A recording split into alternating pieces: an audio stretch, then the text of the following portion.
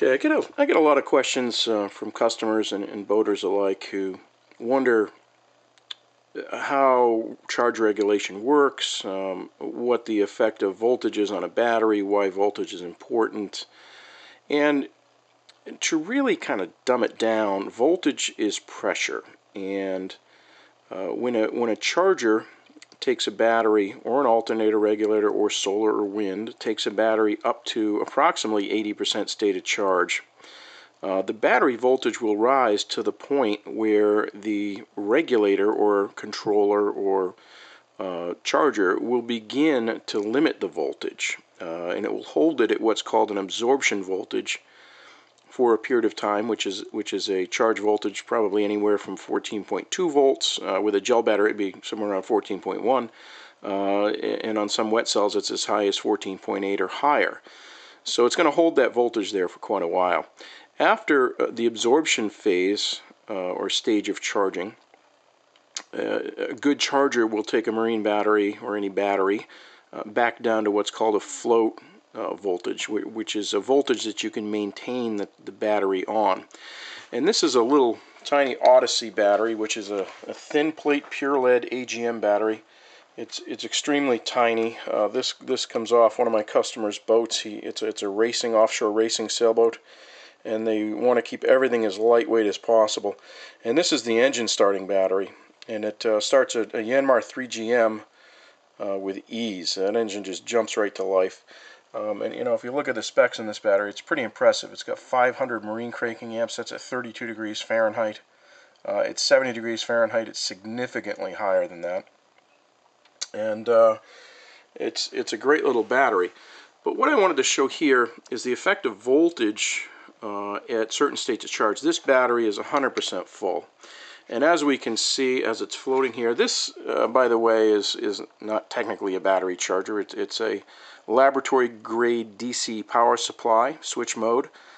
And it's made by a company called X-Tech.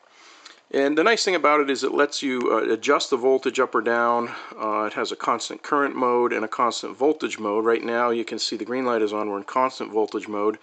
And the power supply is maintaining 13.818283 volts or so. It's very, very sensitive.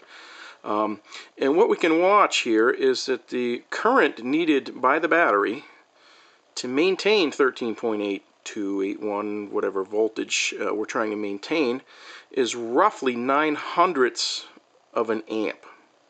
So when this battery is full, it takes about 9/100ths of an amp to maintain 13.8 volts. And the power supply, charger, charge controller, alternator regulator will do the same. It will modulate the current up or down as needed to maintain this voltage set point. All of these devices do the same thing. They simply monitor voltage, and they control to voltage. And to do that, they modulate the current up and down. With an alternator regulator, it would control the field current to the alternator brush, and that field current and voltage would fluctuate to maintain the voltage that the regulator is set at. This is doing the exact same thing, and on a fully charged, on this battery at full charge, it's about 0.09 amps of charge current to maintain 13.8 volts. Now, what I want to show you is if I take this knob here and I turn the voltage back up to the absorption voltage of this battery, which is full volt higher, 14.8 volts, we can see what happens. Watch the current as I raise this up to 14.8 volts. Okay, now we're up to about 14.8 volts, which is the absorption voltage for this battery, and we can see the change in current. And this is why it's important for batteries that are left on charge for a long time or deeply cycled to go into a float voltage, a lower voltage, after they're done at the absorption voltage, because we can see the difference in current that's needed to maintain 14.8 volts with this battery. Voltage is pressure, so we raise the voltage, the battery will take more current or needs more current to maintain that voltage. The batteries don't like to be at a voltage a lot higher than their resting voltage, and it takes pressure and current to do that. So to maintain that higher voltage, we need more current.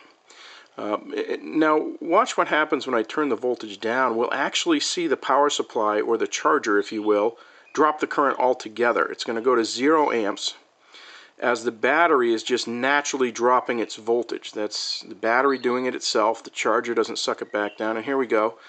I had dialed that down to about 14 volts.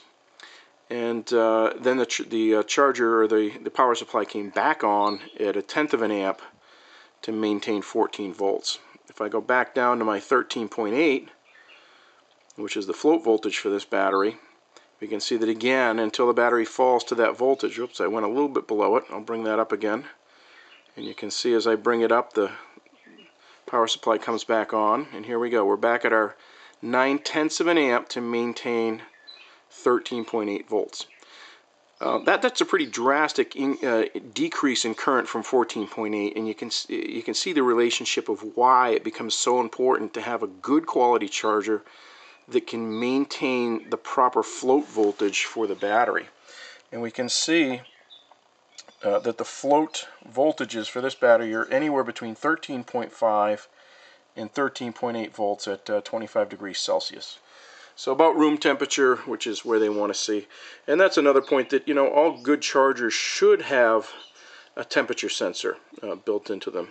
And I'm going to take this back down to 13.5, which is the low end of the float voltage for this Odyssey battery.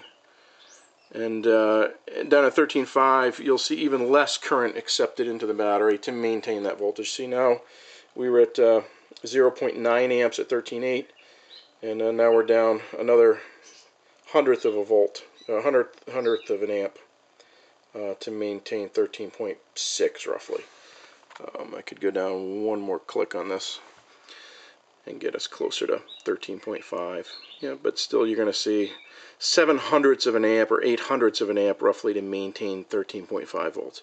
So that's kind of how these work, and this little X-Tech power supply is a good way, I think, to show that. You obviously can't do it with a charger like this, just with knobs and buttons that don't really tell you much. They're also not quite as accurate as this, but hopefully that helps explain the relationship of voltage and current, and what type of current it takes to actually maintain a voltage and how that relationship works. So